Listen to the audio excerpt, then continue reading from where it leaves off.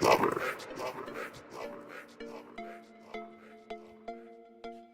Oh, it's another day here, another night here at the Comeback Team Studios. This is your boy Bek Lover in a very volatile time here in America. I'm doing an emergency broadcast and I'm going live. I have two eyewitnesses that were at the rally in Butler, Pennsylvania yesterday. There's a lot of people, all types of rumors and things going on out there about how this thing might have been staged, and I'm here to tell you that it was not staged, folks. I have two eyewitnesses that were at the Trump rally, and one of them I've known for over 15 years. Not only are we going to discuss what happened while they were there, what they saw, what they experienced, we have some videos to show you from their cell phones, and I'm here to bring you things about life. So make sure you hit that subscribe button. This is the Bek Lover podcast, where you might just learn a thing or two about life and the world we live in.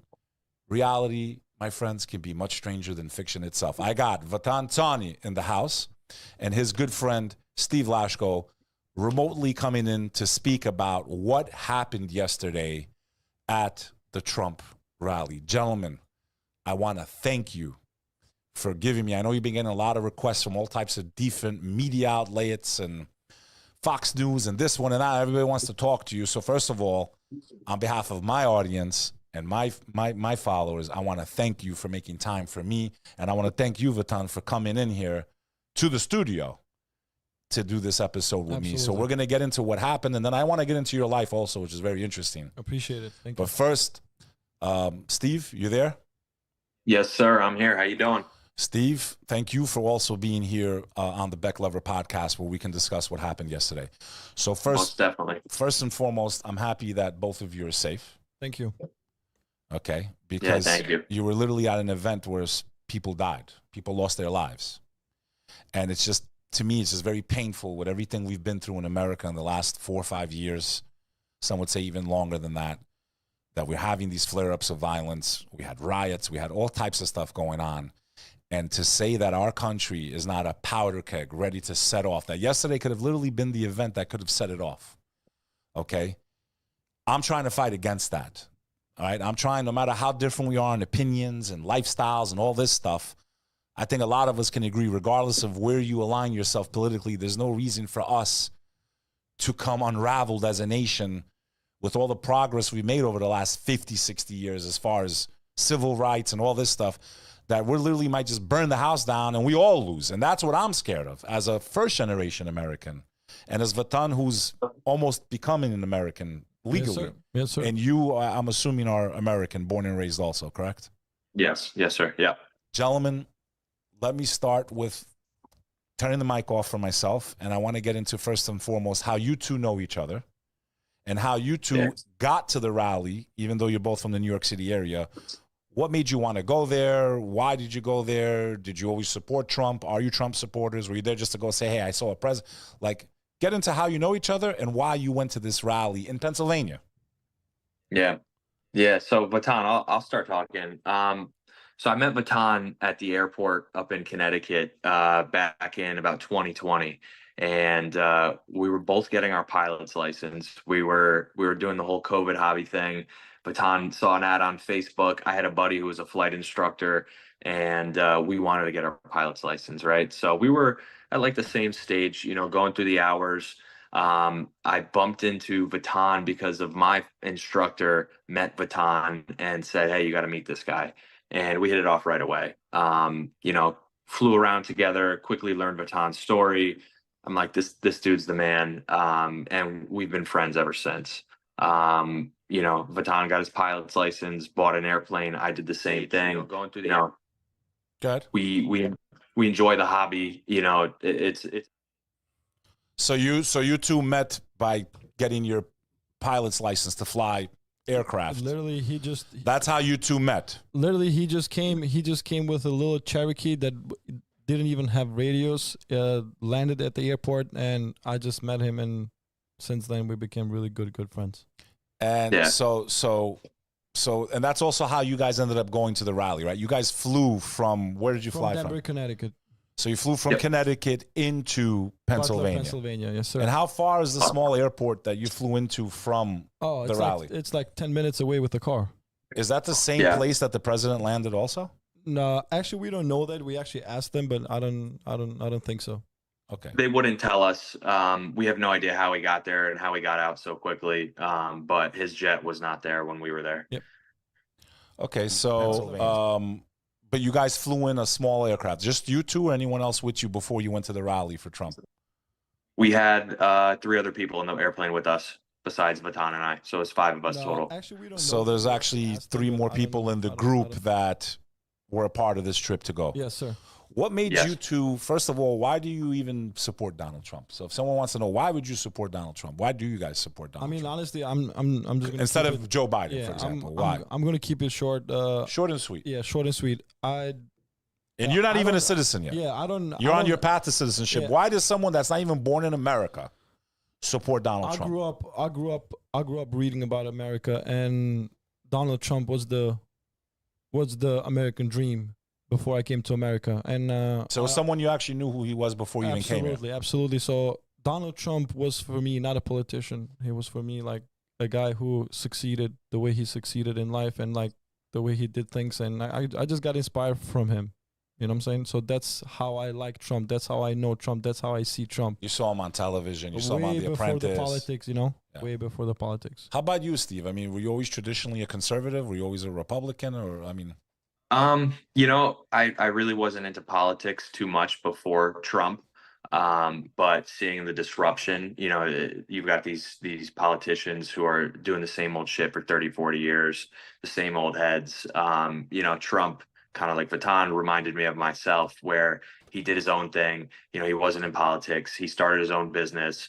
He went through ups and downs, and he came out of it. And he's at the point now where he's like, I'm not doing this for myself. I could be on an island in my yacht, my jet, my 18 houses, but I'm doing this for the United States and our citizens. And that alone sealed the deal for me, along with all the policies, the 2017 tax cut and Job Act, and many other things. And I don't really agree with any of the left-leaning policies. As a kid, my dad would always say, like, when I was younger, the Democrats were totally different than they are now. Now it's just they're so far left, and so there's so much lunacy.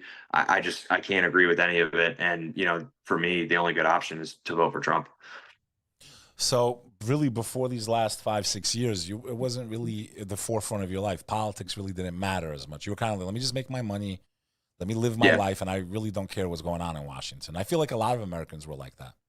Yeah, I would say I started, let's say, what was it, 2016? That's when I started, really saying, like, yeah, I support this guy. Before that, I could give a shit less.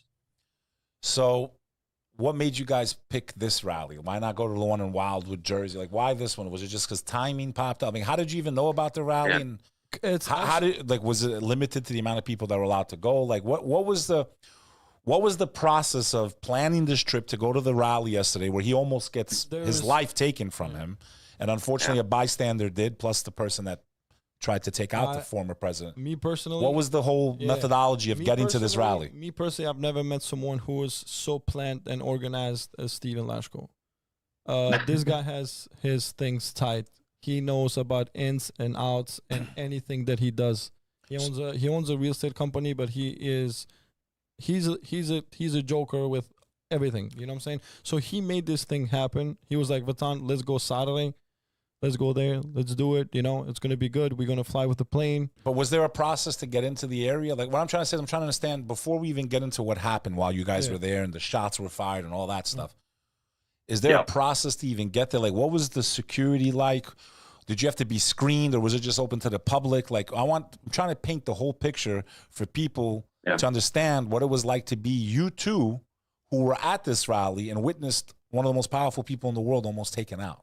Literally, if he turned his head, if he didn't turn his head, he would not be here today. That's a fact. That's a fact. Yeah. So Steve, what was the process like? Like, first of all, how did you learn about the rally, and did you have to get screened? Did you have to say, hey, I want to come? Like, give us some of that. I've never been to one, so I don't know. I've never been to any political rally. So I went to a Trump rally out in Houston maybe about 2 years ago. And I kind of went there by accident. I was leaving Las Vegas, coming back to New York. Flight got canceled. Delta gave me a ticket and said, you can go anywhere in the United States you want, on us basically. We'll reroute you. So I said, hey, fuck it, I'm going to go to the Trump rally, right? Went to Houston. I was amazed, right?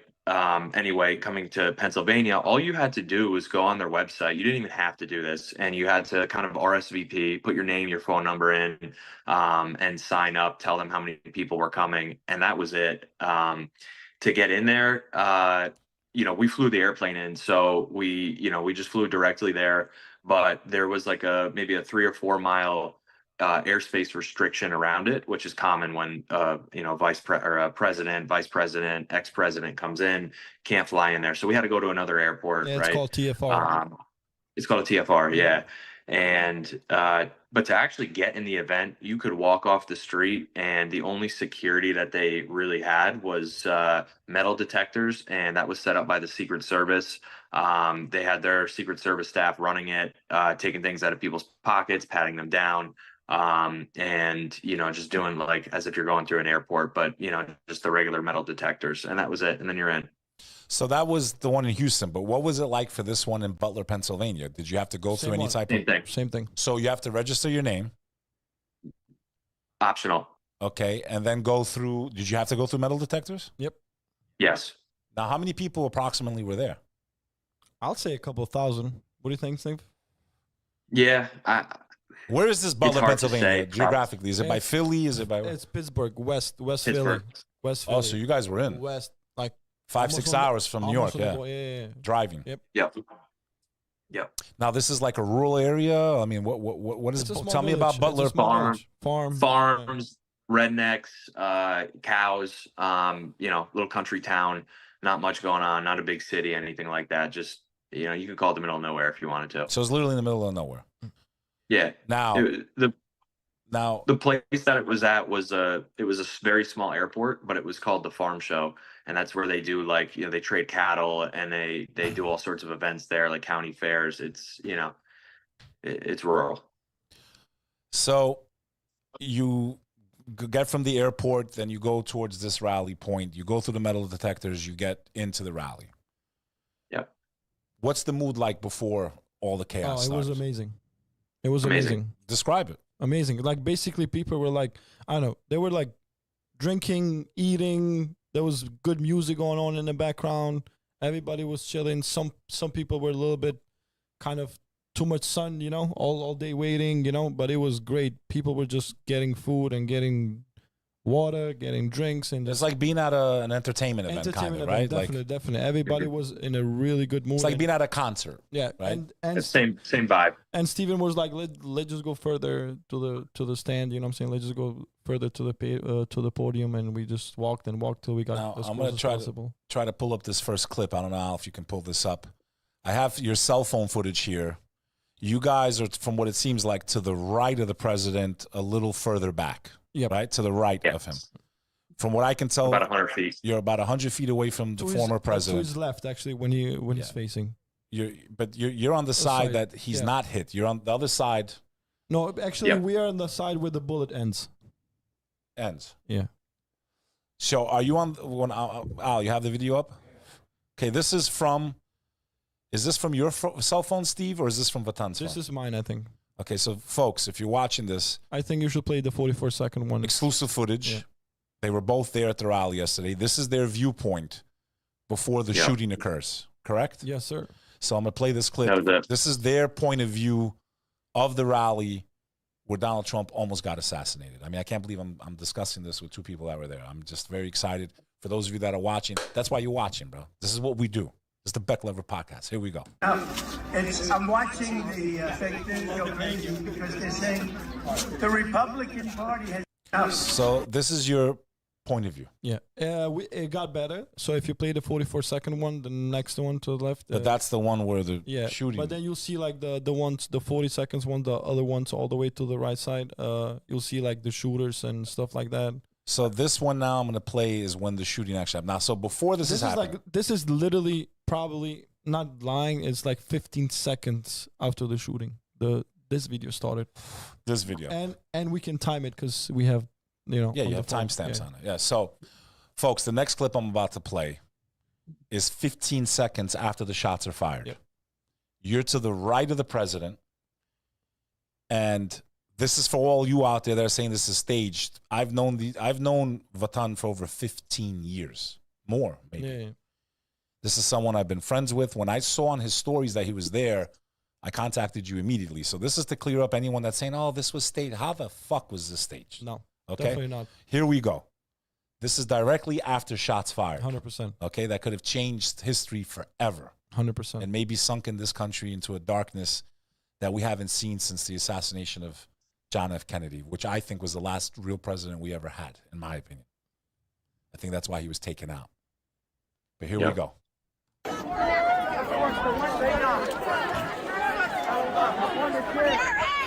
Bro, he's wounded. They got him. So I hear you. Is that you saying, is he wounded? Yeah. So you're asking, that's your voice saying, Yeah. is the president wounded? Yeah. Is the president wounded? And from where you are, I can see now, you're not really that far. You're about half a city block. Not even. Yeah. And that's the mood throughout the crowd. Is he wounded? Is he alive? What happened? Yeah, that's exactly. And then what I hear was someone happening. say they got him, meaning the shooter. Steven said they got him. So let's play that back, and I'm going to play the whole clip. Folks, Yeah. this is directly after the shooting, exclusive footage here on the Bek Lover podcast, thanks to these two.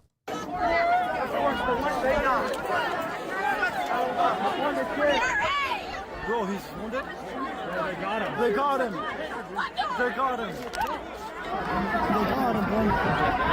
They got him. They fucking got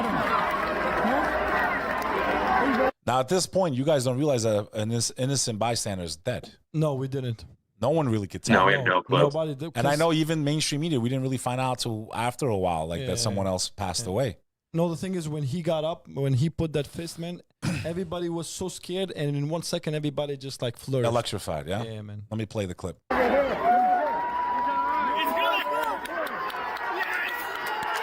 Wow. Wow.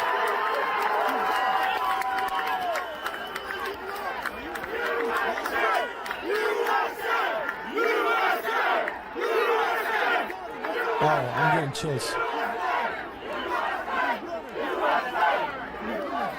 Unreal that this is from your cell phone. Unreal. Crazy. Wow. Vatan, I didn't even realize you took this, bro. Yeah, unreal. Unreal. So you almost witnessed the assassination of a current candidate, former president. Now, how far away was the shooter? Because to me, I understand how they couldn't see this guy on the man. roof. Steven will let you know the whole clip. Steven, what the hell, man? Steven has those pictures. Yeah. Look at those let me see. Secret Service pictures, the ones all the way in the right. Yeah, those ones. Here? Right there, right. So Okay. Steven took all these pictures. This guy was These were the facing- ones that took out the shooter, Yeah, correct? so this this guy- is your phone taking a picture of Yes, these guys. this is Steven. So Yes. this guy was facing the shooter. The entire time? directly. Entire time. Steven, please. So listen, I wrote it all down right here, exact timestamps, because I was curious to see how long they were looking at this fucker, and they didn't do anything. We were in there 5:45 in position, right? The first time that I saw that picture that you had up on the screen of the guy on the roof looking to the right of Trump, they were clearly looking at the warehouse, was 5:55. Trump comes in a little bit after 6. They're still looking at 6 p.m. Trump comes out. They're still looking. I think I sent you the video. If not, I can send it to you again. 6:05, he's talking, and I'm just writing this all down based off of my timestamps of what I have on my phone, because when you're there, you're not thinking about the time. And 6:11, he gets shot. Before he gets shot, there's videos out there. I don't have it, of them totally locked in. They're down on their knees, both of them. They're not in their binoculars anymore. They're in the rifle scope, and they're looking down, both of them to the right, at the building, which was about, I think they said 150, give or take, yards away, probably less realistically. I'm puzzled why it took so long to take the shot, because they were looking since 5:55 and they didn't take the shot until 6:11. I mean, that's 16 minutes of just Which is staring at amazing. this guy. And there's no way you can have that type of, in my opinion, a sniper scope. First of all, that sniper rifle is no joke. That one that I seen. Yeah. That's the one where you can shoot someone dead from a mile and a half away if you know what you're doing. Yeah. The zoom range on those things is insane. I mean, for 100-yard, 150-yard shot you look down that thing, because I have a very similar hunting rifle with a scope on it. Like I know how far I could shoot it, right? 100 yards is regular business for that kind of thing. 150 is not too much. I mean, there's guys out there that are shooting 200-300 yards with no problem. I don't know why they didn't shoot. Maybe they thought it was some kid fucking around and crawling on top of the building. Maybe they thought it was another police officer. I have no idea. I'm puzzled why they didn't take him out. But they waited until he shot first. But what's crazy to me is this is a 20-year-old kid. Do we know if he had former military experience? No. No. How could he get so close to hit the president's It's crazy ear? because bystanders saw him crawling up, man, and like the guy said on BBC News, he was like, Did you guys meet that guy, by the way? The one that's saying, hey, I was trying to tell the police we what's saw going him on. there. No, actually, we had our friend Jason had with the same BBC reporter. He had an interview, and we were like right there. And the guys were the people saw them crawling, but like nobody. I don't know. It's just, to me, it just doesn't make sense, man. It really, like, with this type of manpower, this type of weaponry, those type of scopes, they're trained to look for this. This shed thing, was it outside of the safe zone? No, it was in the like it was there. It was inside the event? It was there. It was outside of the gates. Like, you probably couldn't have walked from that building to get in, but there was a clear vantage view. point. Yeah. And any person with common sense and security know that could be a point where someone up to no good might do something, right or wrong. I mean, Yeah, 100%. We couldn't see it from where we were sitting because there was like camera stands in the way. But ask Vatan, right before this all happened, we were just clowning around, and we were. I said, "Hey, Vatan, pull out your iPhone and see if you could see Secret Service on buildings." And Vatan pulled out his Android, and he zoomed in like to a building way behind us, and you could see these two dudes sitting in the window there. And we're like, okay, that's definitely like they've got snipers. And then we started looking around a little more, and then that's when I spotted those two guys that were behind Trump. And I just took a picture, honestly, for shits and giggles. Like, I had no intention. I was just, oh, this is kind of cool. How much Secret Service does our ex-president get, especially since it's Trump? Like, what's the protocol here? What's the process? We were just like kind of checking it out. We're into guns. I have guns. All my friends have guns. So I'm all about the Second Amendment. So I love to kind of see the stuff and hear it. To me, it's like we're not in a major metropolitan area. There's not thousands of roofs there. A lot of these roofs are not even high. They're one-story properties. One story. How the hell does this even happen, man? Seriously, this doesn't make sense. It doesn't add up. I can't say if they were in on it or not in on it, but to me, it just seems very weird. Even the response when they're ushering him off, and I'm looking at your own video, like, why are you even letting the guy even raise his fist at this point? And we had the assassination attempt, I think it was Slovenia. I mean, you see them, boom, boom, boom. They grab him. They don't ask you, let me get my shoe and let me put my hand. Like, the whole thing just, I think that's why some people are trying to say, oh, it was staged. I know it wasn't staged. But to me, I mean, how can it be staged? It's not. You were there. You were one. It's 1 inch from your brain. Like, he would have been gone. So a lot of people are saying this was God saving his life. You believe that? Yeah, 100%. If he didn't go like this, what's crazy? You see him grab his ear. Like, you're talking about he was a millimeter away from death. It's amazing. And you witnessed this, and you have cell phone footage of the aftermath, which is crazy. I mean, now this picture of the Secret Service agents that you guys took, this is before or after the shooting? Before. So this is he's on binoculars. Yeah, no, he was 16 minutes before the timestamp. And they couldn't see this guy. I mean, they're always screening. There's not that many roofs to screen. Like, it just does not make sense, guys. Would you agree? No. The thing that puzzles me, and this is just common sense, Trump got the first bullet right to his right ear, and grazed. If you look at the picture though, it didn't go back, it didn't go to the side.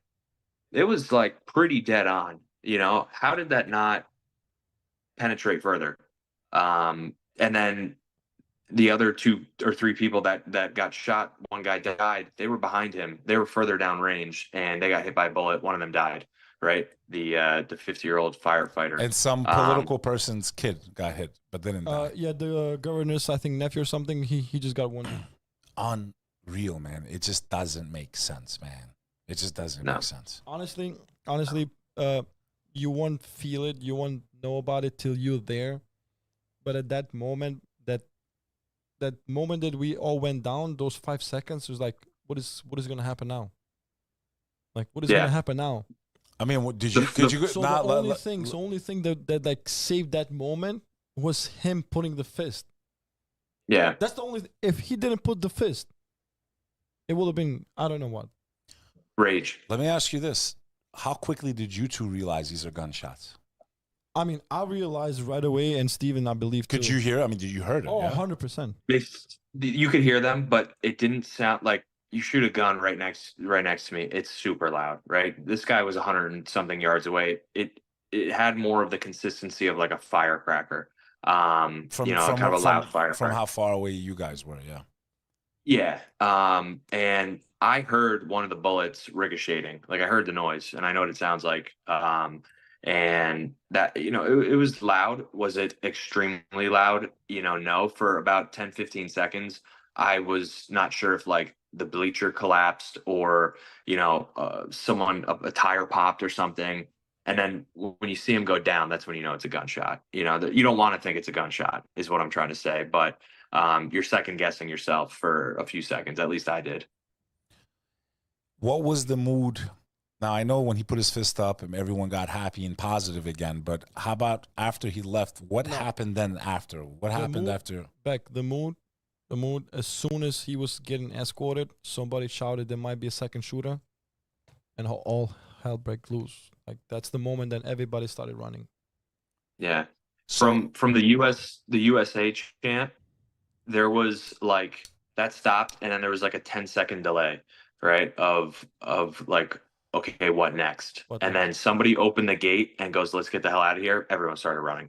Someone said second shooter, someone said, they don't have the guy, something like that. And it was just, all the gates fell over. People were running, it got pretty serious quick. But, from when he got shot to when he put his fist up, it was crazy. Surreal. It was surreal. It was unbelievable. So after he's ushered out, how long before you guys get out of this area? Oh, we got in the main street like in a couple of minutes, 2 minutes, 3 minutes. Yeah.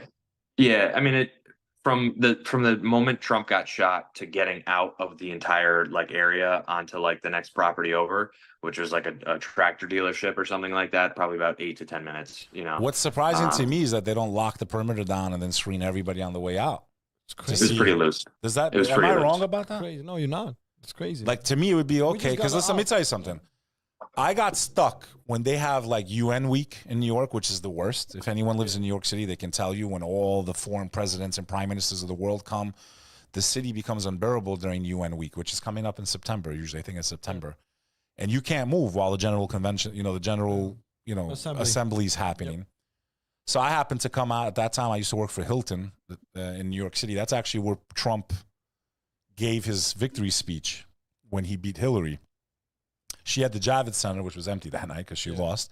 And he had the Hilton Hotel on 54th, if I'm not mistaken, 54th and 6th, right next to the Halal Guys, their original cart on 6th Avenue. I was there when, at that time, Obama was going by. I literally walked out of the front of my office to go outside to try to go home. I had to use the bathroom. They did not let me move. They kept me there for 1 hour just till his car passed. They don't let you move. Okay, they didn't let us move. They wouldn't even let me go back into my office with my ID and everything. They wouldn't. So to me, experiencing that, how did they allow all of you to leave right after an attempted assassination? You don't know who did it. How come they weren't screening everyone over? No, you guys, no one's going anywhere. They started closing the perimeter when almost everybody left.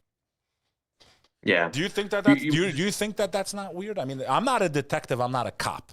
Yeah. How does this make sense? We had an attempt on a former president's life, current candidate for the presidency, seems to be leading in every massive poll, probably the future president of America in November, right? If you look at the polls.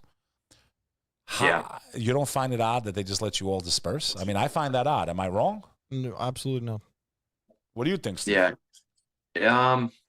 I'm thinking back. I own a piece of property on a main road where I have my business here in Stanford. And back in 2015 or 16 or so, Obama, when he was still the president, came to Stanford. and he went right past my office. And the morning of, Secret Service came into our driveway, knocked on the door, and they said, you know, is it okay if we just kind of look around? We want to make sure that, you know, there's no vantage points, is what they were basically saying. I don't remember the exact words, but you know, for this guy to pass by, he was getting off the highway exit across the street from me, to just pass by in those motorcade, you know, $1 million cars that have 5-inch thick steel plates on them, and they're questioning me. You know, that's high level security. You know, I don't know if when you become an ex-president, it gets reduced to some factor, probably does, but yeah, no, it was not secure. They weren't ready for it. I would say it was undersecured. Yeah, I still don't get how they didn't secure a building 100 and something yards away. It's mind blowing. None of this makes sense. Unbelievable. Would you agree none of this makes sense? Actually, No. I mean, for me, it was unbelievable because, like, Do you think there's more to this than a lone wolf? Do you think there was people behind this, you know, as you would say, maybe other... Do you think there's a lot more to this plot than what we think and what we know? well, I'm not gonna like through those conspiracy theories, but I'm gonna say something. You know, Donald Trump is the biggest figure in the world right now, and just thinking about doing something alone is like, whoa, wait, it's a big hit. It's something big to do alone, you know. So I don't know. It's strange. It's strange. Steve? It is very strange. You know, I'm curious to see when this all comes out, like what this kid's motives were. They're going to go through his phones and there's his computers. You know, was he bullied and he just wanted to go out with a bang and he wanted to leave his name, you know, behind?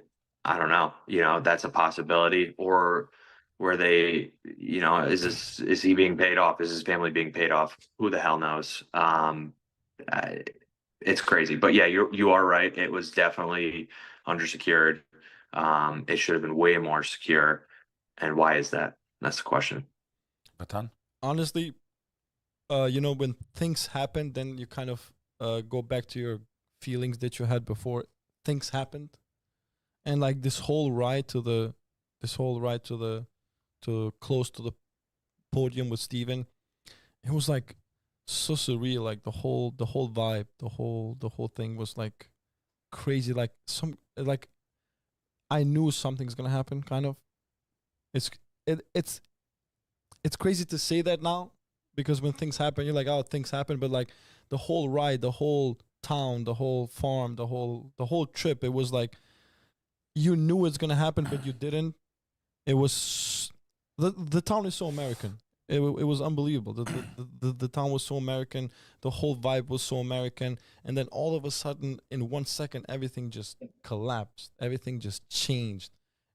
The feelings, the goosebumps, everything was just like, what's going on? Like, I experienced that feeling on September 11th. Yeah. I was in the World Trade Center when it got hit.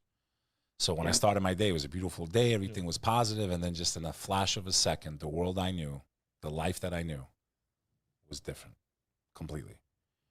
I'm glad that nothing happened to you. My heart goes out to the family member, to the family of the person who, you know, unfortunately bystander got hit by this asshole's bullet that could have really plunged this country into complete chaos.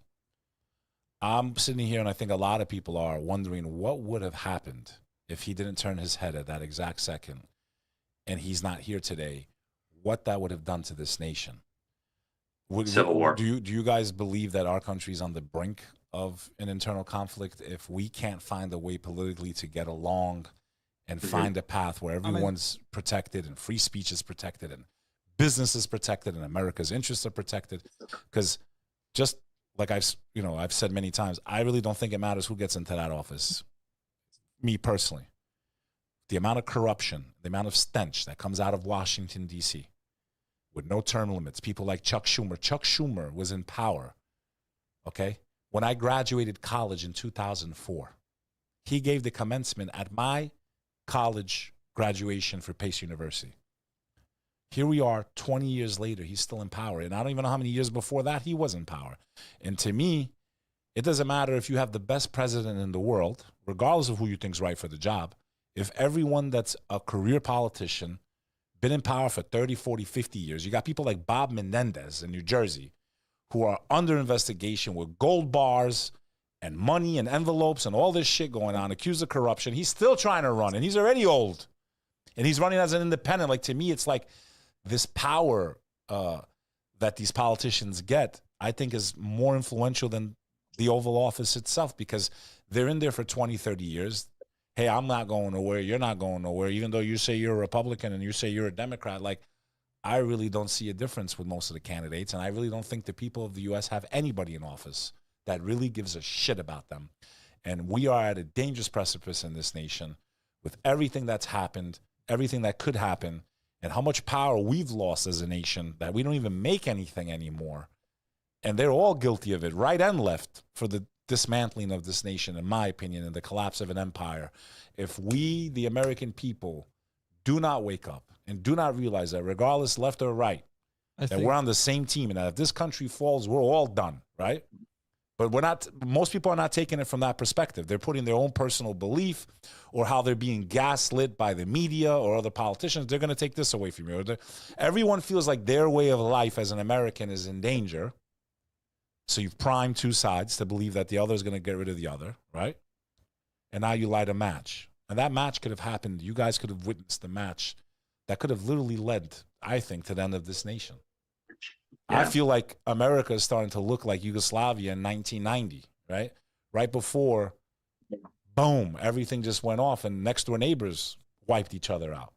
People that lived together for at least 30, 40 years. I mean, for a small time period, that country kind of worked a little bit, even though I don't agree with socialism at all, or communism.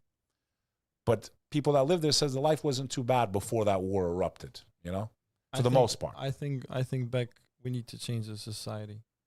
You know what I'm saying? As a society, how we understand each other, how we talk to each other, how do we appreciate each other. We have no respect for each other. Yeah, the level of gratitude. There's no respect. New York changed. New York's finished compared to what it was. New York changed, man. It lost its soul. This 4 years, it changed. You have craziness going on. It's like amazing. And then a politician will laugh in your face like, oh, like, you know, I'm going to pass these rules that make no sense. I'm going to let criminals out right after they commit horrible acts. People getting kicked off subway platforms. They talk about congestion pricing, right? Meanwhile, they've knocked out 4 lanes on 8th Avenue, right? A major artery in New York City is 8th Avenue. You took out bike lanes, this lane, that lane. Now you have 2 lanes when you had 5, and 1 lane always gets stopped. Why? By taxis picking up. So you have 1 lane. This is absurdity. This is an example of how horrible decisions politicians can make that destroy people's lives. And a lot of us, you said yourself, you weren't that political unless the last few years, right?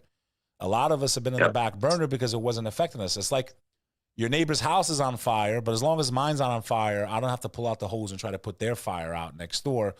We're at the point now where everyone's house is on fire and ours is about to burn down. And people don't realize just how bad things really are. If they haven't figured it out when they go to the grocery store, if they haven't figured it out when it comes to living in cities like New York and Los Angeles, which I visit all the time, that I do not feel safe anymore. I never questioned my safety in New York City over the last 25 years. I now have to watch my shoulder. I do not want my children there. I tell my son, yeah, I know you're 18, you want to have fun. I don't want you in New York. I can't believe I'm saying that to him because it's not safe. But when criminals feel like they have nothing to worry about, they can do what they're doing. Look what they're doing. They're going into high-end restaurants and robbing people. It's like Gotham City, literally turned into Gotham City. Yeah. So my question is, do you think this is the most important election in modern history for the United States of America? And why do you think Trump? And why do you think Trump's the guy? Listen, I've had this prediction, and Vatan, you've seen my prediction. I put out my private story on Instagram, where only my close friends see it. And you know, I said after he got guilty on the whatever charge it was, the last one, I said two things are going to happen. One, he's going to win this election, and they're going to assassinate him. they couldn't get him any other way. They couldn't stop him through courts, whatever, trashing his name, whatever it is. They're going to assassinate him. 2, the election is going to get stolen again, and there's going to be civil unrest, civil war. People are going to go fucking nuts because this shit's too much. What's happening and what the left is doing to our country, all these major cities, turning us into fucking sheep, and forcing us into submission. Fuck that. I'm sorry. I'm honestly more of a, put it this way, no government, libertarian kind of thing. But people ask me, I consider myself a libertarian. But I believe in the Constitution of the United States of America for every citizen. I want the government as small as possible. I don't want this military-industrial complex that's sending our guys and girls overseas year after year for conflicts that do not benefit the American people, trillions of dollars in debt. We make nothing anymore. All of our secrets, everything infiltrated, given to other nations. We're not a strong America anymore. We're really not. We're really not the America that I grew up in. So I do believe that whoever's in that office over the next 4 years, I had predicted there wouldn't even be an election. That was my prediction. I might be wrong, but I might be right. I mean, shit, if all things plunge into darkness, my prediction was that Biden might be the last president we ever have. I said it on one of my podcasts over, when he first got elected. But the country's in serious trouble. There's conflict everywhere. Even if he wins, what do you guys think this guy could really turn it around? I mean, how can one guy turn around all of that? And I'm not knocking. I'm just saying, like, how can he? How can he? And again, it doesn't have to be Trump. Even if Jesus Christ himself became the president, if everyone below him is corrupt on both sides of the aisle, how is anyone going to save this nation? You know who I think has to save this nation? The American people, my brother. Yep. Me and you have to realize that no matter what, sexual preference, religious views, whatever it is, those are all private matters at the end of the day. They're using what should be our personal and private matters as ways to divide us. Yep. Oh, you don't support LGBTQ. Oh, you don't, and they're priming everyone. Oh, you're against African Americans. You're against white people, and they have this is my opinion. They have us at each other's throats. And I think, I think it starts small, man. Just look. Steven is from Connecticut and I live in New York, but just look at the departments that people are getting hired in the New York government. People are getting hired with no education. People are getting hired with no common sense. People are getting hired with nothing. And obviously, let's say if a worker from government comes and slams you a summon or something for no reason, guess what? You get fired up. And that's how you lose your control. And that's how things become violent quickly. So I think everything starts small, in small places, small departments. And I think another thing that should be done is how much money, you want to be a public servant? Because that's what I'm a public servant. Okay, once you're public, your life is public. I'm public. Your book should be revealed. What do you own? How much money did you have before you got into office? Where's your sources of income coming from now? How are you Nancy Pelosi worth hundreds of millions of dollars? How?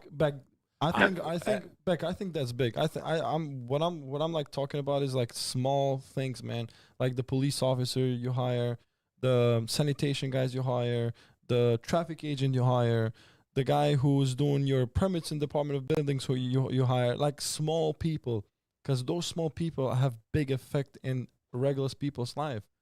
Like owning a construction business, owning a coffee shop, dealing with the inspectors and all this stuff. You go take a small paper that takes 10 seconds. It's a whole week. It's a whole thing, to just get it done. And just to make conducting business is so hard in places like New York. It really is. And then it's just the amount of red tape you have to get past. I think it starts there. Because that's how people like me change in attitude, change in having a society better, because you're more cool, you're more chill, because things are working well. But if you have somebody, you're going in the department and they give you hell to get a piece of paper, I'm held up, man. Now you have resentment. Now you're angry. I'm angry. Now you don't trust your city, your politicians, your leaders. Every rule and regulation is made to make your life harder, and you're just trying to make a living and do things the right way. And I got to agree with you. The amount of red tape we have to go through to do business and these departments. And then you see the corruption. Politicians in office rezoning things that shouldn't be zoned, overbuilding in certain locations. Why? Because they're getting briefcases under the table. They're getting briefcases under the table. So when it comes to them, they'll rezone things. They'll break the rules. They do this. They do that. They'll build a high rise, but then they won't let you do the same on your property. And this happens in every town across America. Okay? That's why I used to like that show Billions on HBO. It kind of really shows you how it works. When you have that kind of money, the political influence, rules are bent, and the everyday American who doesn't have the money or the power to bend the rules is suffering and paying for the corruption, and their quality of life is going to shit because just look at where we live, man. Look at our schools. Look at the infrastructure. Look at the airports. Look at the subways. Billions of dollars for destruction across the globe. No money for construction. I saw him pop in on the live chat. My friend Eric Patrick Thomas, paralyzed from the neck down, okay, lives in Flint, Michigan. And to this day, the people of Flint, Michigan do not have safe and clean water, not even to drink, to even bathe in. Now, this is a man who's paralyzed from the neck down, who has to worry about buying water to take a bath. Doesn't he deserve something as an American? Someone who's disabled, and I hate to use that word because he's the most enabled human being I've ever met in my life, but someone that's physically challenged because of what happened to him. He was hit by a stray bullet for no reason in Michigan in front of his house. And he doesn't have clean drinking water, not even clean water to take a bath, man. And we're sending billions of dollars to blow up cities and countries. And this is why I tell people that are not American, if you're watching my broadcast, where my eyes woke up as an Albanian too. The reason I couldn't hate all Serbians, even though what happened to our people was horrible and I lost my family, not all of them agreed with what happened to our people and what their government did, right? So I can't put them all in one box. No more than an Iraqi should hate me when I was against the war in Iraq. I can't control what my government's doing, but I can speak out when I think it's wrong. I can speak out against injustice and corruption. And the problem is people, and I think this is what goes on with Trump and Biden, is that people hate one candidate or the other side so much because they've been pre-programmed that even when it makes sense, even if the policy that he's putting in makes sense for all of America, they still don't want to support it just because they hate that person or what they think that ideology is. And this is a big problem we have right now as Americans.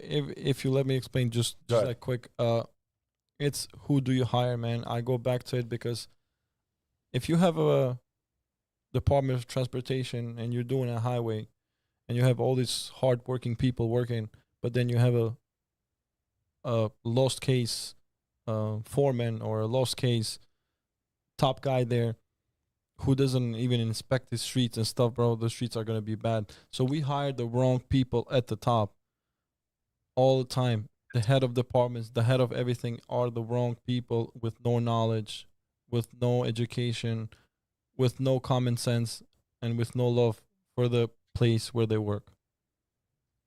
Yeah, and I think, you have to look at the very top and you have to look at that person, that candidate, that politician, that leader, whatever it is, and you have to question, why are you doing this, right?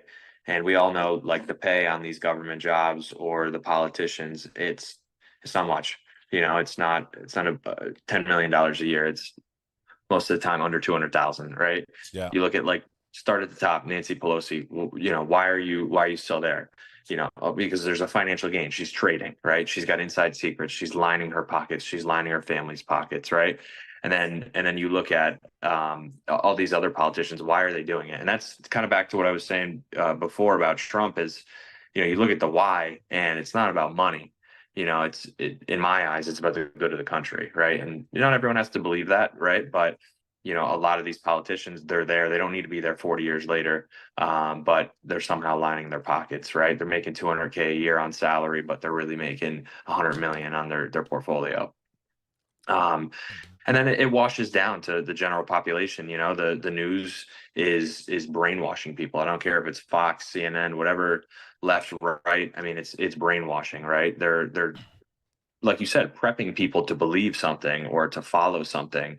And, if you really try to have an intellectual conversation with some of these people, you ask them, well, why don't you like Trump? Why don't you like Biden? You know, and you can't have a real intellectual conversation with them about, you know, why. They just say because he's mean, because he falls down the stairs, because he can't form a sentence. You know, the news has people to believe these things. I had someone call me this morning, a family member actually, and they were asking if I was all right. I'm like, yeah. And then another family member got on the phone and said, oh, they missed his head, right? They were this close to putting him out. And, you know, damn, I wish I'm like, you are a bitch. I'm not gonna lie, right? Like, shut That's your mouth. disgraceful. And That's yeah, disgraceful. I'm like, Regardless I'm of related. how you feel about him, Yeah, even yeah. if it was Biden, right? Let's say it was the other way around and this was Biden. I will never hope even for that. I would even never for- hope for that either, Yeah. and that would not be good for our nation. No, You want our absolutely nation not. to burn to the ground, like that's not a good thing, and that's why like Yeah. I was happy to see, you know, a lot of left leaning celebrities and people saying like, listen, no matter what, like this is not cool, This is too far. and that's where we can pull something good out of this. Like, hey, we almost went to the brink here yesterday. Like, let's wake up, guys, like girls, like we can't afford this type of violence in our nation, you know? Yeah. Yeah. And at the end of the day, like 10 years from now, you know, you look back at all these political issues that people are getting so riled up about. None of this shit's going to matter. You know, very, very small amounts of it is going to carry forward. It these little things here and there. And I was actually on ABC News last night for about 3 minutes talking. And I said at the end of the day, we all put our pants on the same way. You know, we get up, we go to work. You know, we're a bunch of people on a fucking floating rock, traveling through the universe. You know, these issues we get all riled up about. It's not worth it. You know, and especially to take someone's life, left, right, center, it doesn't matter. You know, it's senseless. And 10 years from now, none of this shit's gonna matter. Whatever you're riled up about, you know, politically. So that's my take on it. And nothing's gonna matter if this nation perishes. Yep. And we need to reel it in. Now Yeah, you Vatan, you know, you're born in a former war zone. Yes, definitely. You come from northern Albania, also known as the Republic of Kosovo, Yep. or Kosovo as the Yep. world calls it. Yep. You came to America when? I came here in 2011. So you came here in 2011. I met you right around that time. Yep. Yeah. You were coming Right to away, actually. You were coming to we some of met- my events. Yeah, we like met in a couple of months. Right away. And then I kind of got out of the scene because my brother unfortunately passed away, and I kind of took a step back in the nightlife world. But you used to come to a lot of my parties and Yes. events.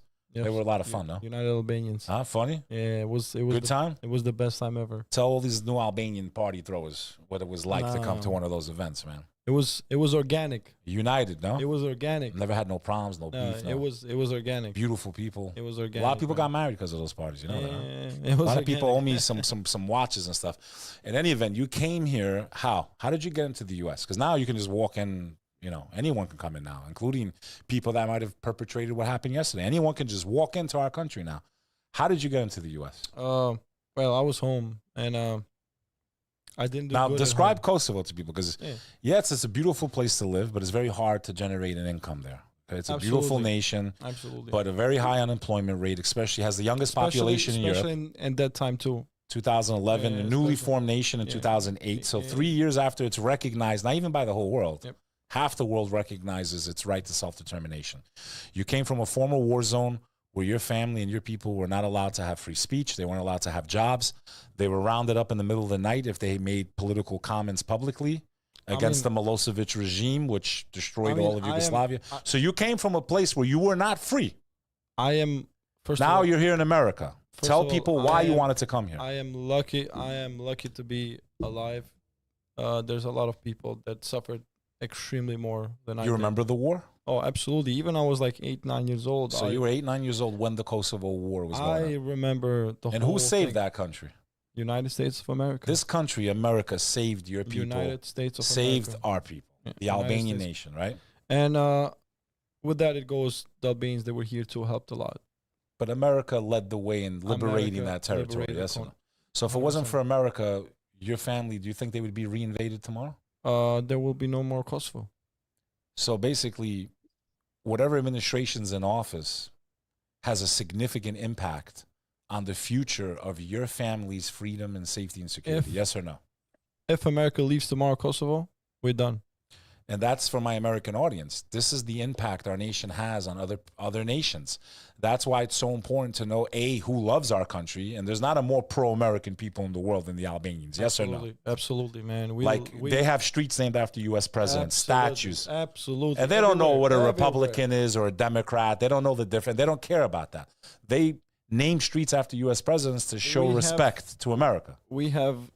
We have a street named after Joe Biden's son's Bo Biden. A highway. Yeah, highway. You have a highway. You have a street named after Bill Clinton. But Bo Biden, because he worked so much there. You know what I'm saying? Like, and now this is interesting, right? Because even me as an Albanian, I'm not gonna lie. Before I started paying attention to politics, Joe seemed like a good guy, and he was very vocal about helping our people. He was. Yes, absolutely, but it's not. So now here's the question: why would you support Trump when you know he supported Kosovo? No, it's very simple. And I'm not trying to corner you, but it's a fair question. No, it's not cornering me. It's like,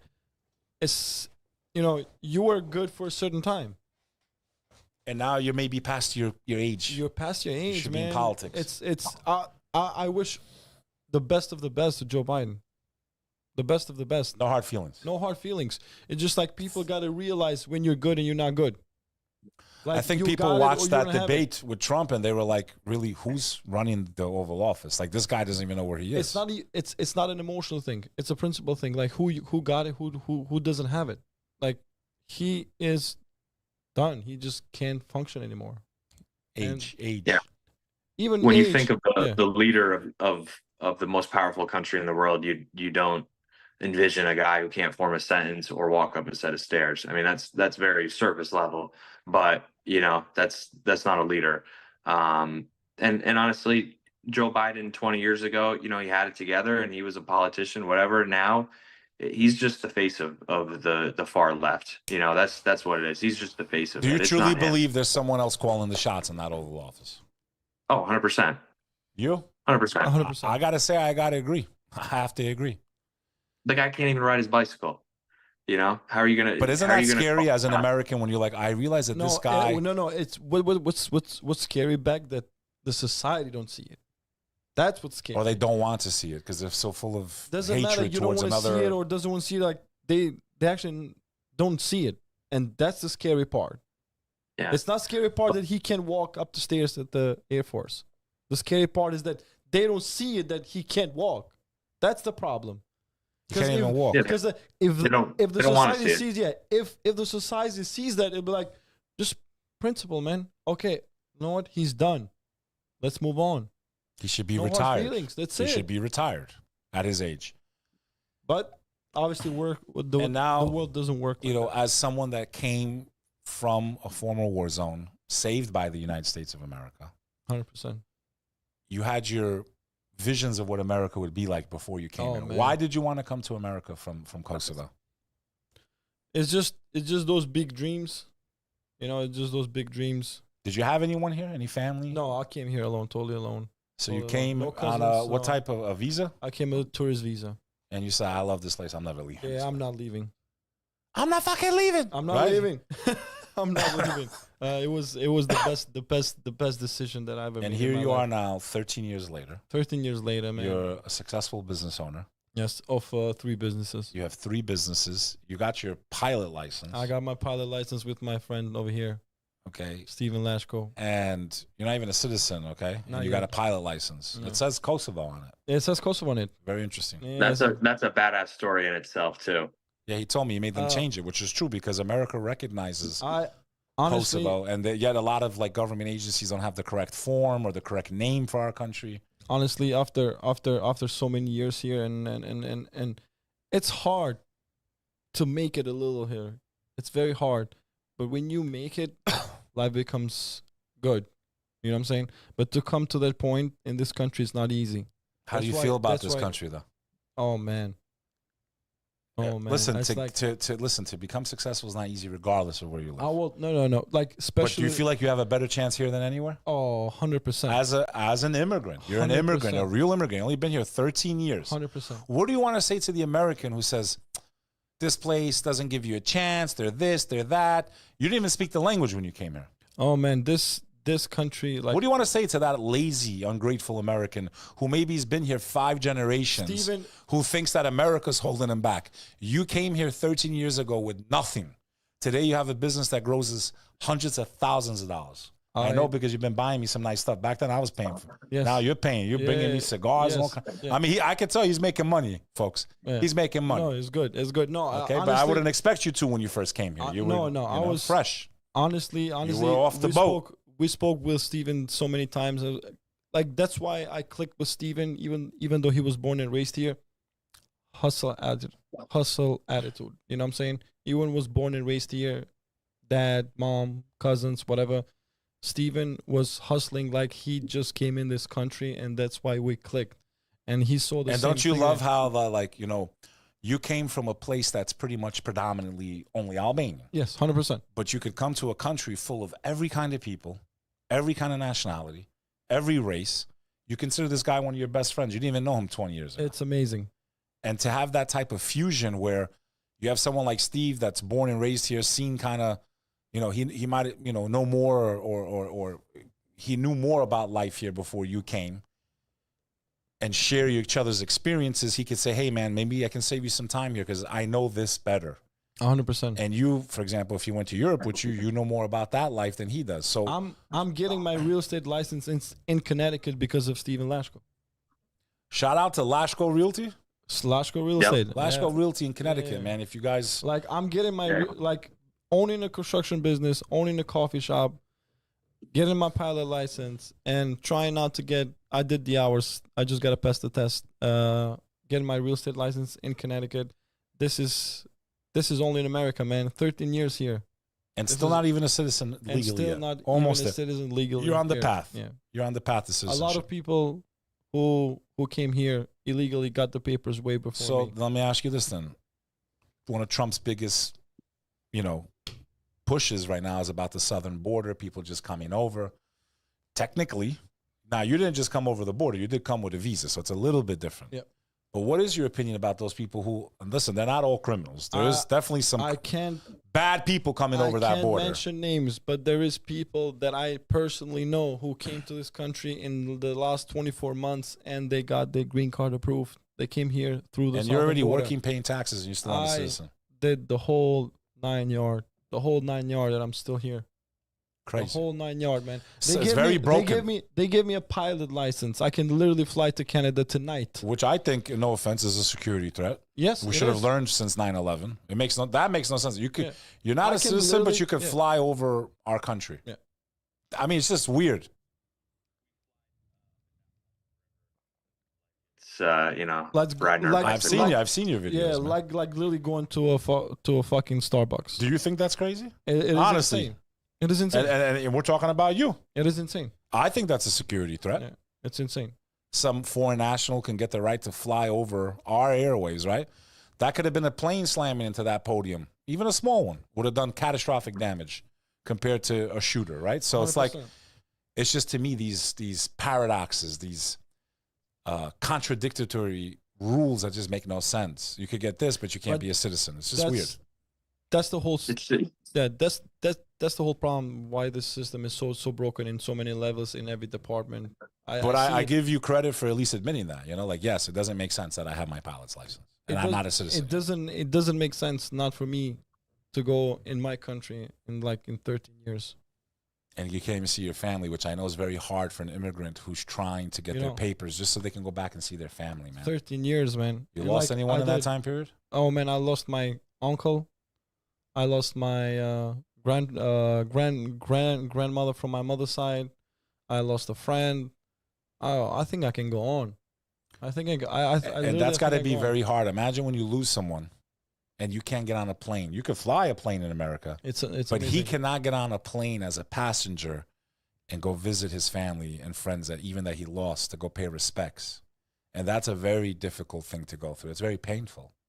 So my heart goes out to you, brother, and I hope that this process speeds itself up where you have the right to go back and visit your family. Never Because I know never committed a crime. that you got caught for. No, I'm joking. No, never I'm joking. Never committed a crime. Never did nothing unethical to every place that I worked. You've been here 13 years. You're Never- paying your taxes. You're doing everything right. There's police can search my name in any place and you won't find Do you nothing. think that southern border in America where people are just walking over, do you think it's a security risk to the United States of America? Absolutely, man. Even as someone Absolutely. who's trying to get here. Just go out there in the city and don't walk in Park Avenue. Just go in Lower East Side. Go Yeah, in the East Village, the East Village, the parks. Just There's groups, migrants. go in Astoria, go in like a lot of places, and you'll see, man. I literally had in the coffee shop like a week ago, somebody walked in while my girlfriend was working, and just somebody's trying to steal the jar tip. People are like pissing in the floor. People like eating from the cans. There's one thing I'm gonna say. If you go in my country, you will see a lot of homeless dogs. Homeless dogs, but you will never see a homeless man. person, I agree. But if you come to New York City, you will never see a homeless dog, but you will see a homeless people everywhere. It's man. crazy when It's you think about it. It's crazy. true. You're right. So ass backwards. It's crazy. It's so crazy. And that's an impoverished nation, right?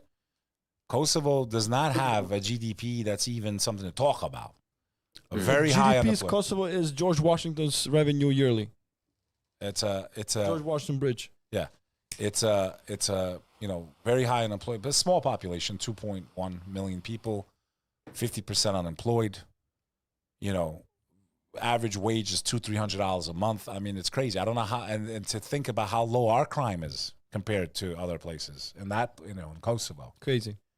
Okay, and over here it's like you have buildings that touch the sky, billions of dollars. You have so much crime. You have people that are homeless, but we got billions of dollars to blow up countries. It's backwards. People are tired of it. We're tired of these policies. I think both sides can agree that we're tired of this shit. I think the left more than ever with what's going on in the Middle East. America is going to do good because guys like my friend Steven and his friends and a lot of people that I know. I think it's because of people like you. I think it's because of the new immigrants who know the blessings of this country. I think it's the 4th and 5th generation Americans that have forgotten the blessing of this country, that they haven't seen the other side. They haven't been to places where you can't get a job making more than $200, okay? Where you're getting nothing. And I think it's you, brother. I think it's this fresh blood that comes in that appreciates this nation and the opportunity this country gives to people that can come here, not even speaking the language, and within 13 years be successful in business, have friends like Steve Lasko, fly fucking airplanes anywhere they want, and pursue happiness. And I've been all over the fucking world. I've seen some of the darkest corners of this world. And that's what made me appreciate. I swear to God, every time I'd land in JFK and the agent that would check my passport would say, welcome home. And I would say, I felt so fucking proud, man. But in the last 10 years, I've never been more ashamed to be an American, man. The policies, the wars, the conflict, the infighting, the division, the fucking up is down, down is up. We're fucking tired of it. And I can't take it no more. I want our nation to come together, and we got to find a fucking way, man. We got to find a way. Just always start small. Steven had a pothole in front of his house for 200 years.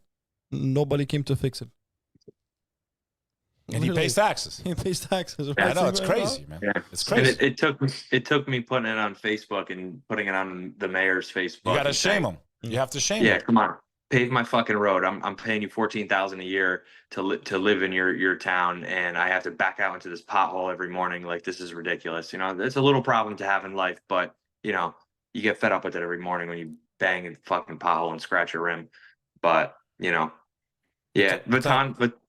Vatan took full advantage of being here, and he contributes big time to the United States and to the people around him. So if everyone could mimic Vatan and his what he's done here, it would be a much better place. But I guess with the border, I don't agree that they should be letting just anyone in, because you don't know what country they're coming from, what their motives are. They're not screened at all. They're not screened. Terrorists, wars, whatever. But I do believe in giving people the opportunity to be a good citizen and to contribute and to bring better life here. You look back, I mean, not not everyone's a white guy from the suburbs. I mean, my family came from Hungary, 3 or 4 generations ago, and everyone's an immigrant. Let's be real. Everyone came here somehow, and that's how you keep the wheel rolling. People got to be coming in and contributing new ideas and new skills and new labor and new cultures to the environment to keep it going. So you're for that. You don't mind people migrating to America as long as they do it legally. Absolutely. And there's some process of screening them, and they have a right to pursue the same happiness that your ancestors did when they came here. Yeah, I mean, what happens if we have an immigrant who comes over here, studies, and he finds a cure to Lyme disease or cancer or whatever? I mean, that's untapped potential that we don't know about. But we're turning that away. So I agree with it has to be legal. They have to contribute in some good way, whether that's a small thing or a big thing. There's you just do something good for the country. Do something good for the community, and come on in. I think we're going to wrap it up there, folks. Follow my friends. Where can they find you guys if they want to find? It's up to you if you want people to find you. Yeah, give me a follow on Instagram, Stephen Lasko, Stephen Lasko, and pretty much everything else, YouTube, Twitter, all that good stuff, Facebook. Vatan, watch out because Ice might kick your door in. You're sure you want to tell him? No, I'm not. No, I'm. You're good. Ice can can do nothing right now. But in about 10. Sorry to cut you off, Vatan, but in about 10 minutes, I'm dropping a video on TikTok. It's a 10-minute video explaining every little thing that happened at this rally and all my footage combined into one thing. I just finished editing it. I'm going to drop it. So if you want to follow me on TikTok, Stephen Lasko, 10 minutes, I'll drop the video. Sorry, Vatan, to cut you off. No problem, man. Folks, you heard it here first. Exclusive interview. 2 attendees at the Trump rally in Butler, Pennsylvania. One is born in America. One came here to chase the dream. They told you why they both support the President Trump. And these guys are good dudes. I've known Vatan for a long time. Regardless of where you stand politically, this is an explosive episode. I want to thank you for giving me this exclusive footage first, guys. I mean, I'm sure you gave some to the news agencies before me, but from the podcast world, I want to send you my thanks. And I look forward to you buying me dinner sometime, Steve, since you got a successful real estate agency. You can buy me a nice steak dinner. Absolutely. And I don't drink. Speaking my language. And we'll smoke a cigar. And in any event, we're all praying for our nation. And we hope we find a path forward. Anything you want to say to the audience before we cut out on this episode of the Bek Lover podcast? Honestly, from my point of view, there's no greater country in the world. There will never be a greater country in the world. And if you don't feel blessed that you live here, just go to some different places, man. And get the fuck out, right? Yeah, just go to some different places and you'll see. Steve? Yeah. Number one, stay aware, right? We were in this rally and we were looking around, right? And we could have easily walked up to the bleachers and hopped in there. So stay aware, right? That's my main thing.